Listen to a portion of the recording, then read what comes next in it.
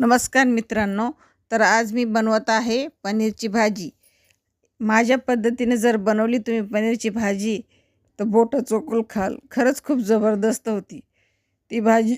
खाल्ली ना परत परत मन होईल की हीच भाजी खावा म्हणून। तर चला मी सांगते त्यासाठी काय काय साहित्य घेतले। तर त्यासाठी घेतले मी 2 कांदे, 1 टोमॅटो आणि अद्रकचा तुकडा थोडा आणि लसणाच्या पाकळ्या 3-4 आणि थोडीशी दालचिनी घेतली। आणि हे सगळ्या वस्तूंना मी आता तेलात भाजून घेते एकत्रच।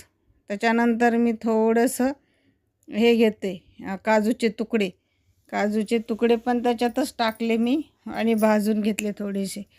भाजून घेऊन मग त्याला मिक्सरमध्ये काढलं आणि त्याच कढईमध्ये पनीरला मी तेलात थोडंसं फ्राय करून घेतलं। असं कच्चं लागत नाही, ते खायला खूप छान लागतं असं जर भाजलं तर। भाजून त्याला मस्त खरपूस भाजून घेऊन मग त्याचे पीसेस केले। तोपर्यंत मध्ये बारीक करून घेतला मसाला तो आणि मग ते तळून घेतला।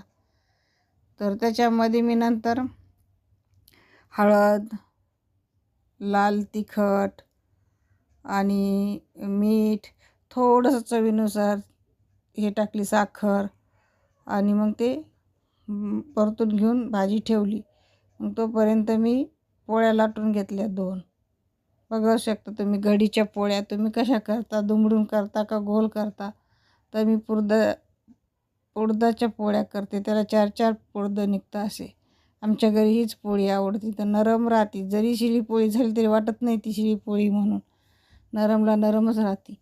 बघू शकता तुम्ही ती कशी आता टम्म फुगेल ती, त्याच्यामधून सगळे पापुद्रे निघतात। आमच्या घरच्यांना तर अशाच पोळ्या आवडतात, त्या बाहेर गेले की म्हणजे तुझ्यासारखी पोळी होतच नाही। तर बघू शकता तुम्ही आता ही भाजी तयार झाली। माझ्या मिस्टरांना दिले, त्यांना सकाळी ड्युटीला जायची खूप घाई आहे, तरी पण मी घाईघाईमध्ये बनवली। आता ते सांगतील तुम्हाला कशी झाली ती भाजी आणि तुम्ही पण अशा पद्धतीने करून बघा आणि मला कमेंटमध्ये सांगा कशी लागली।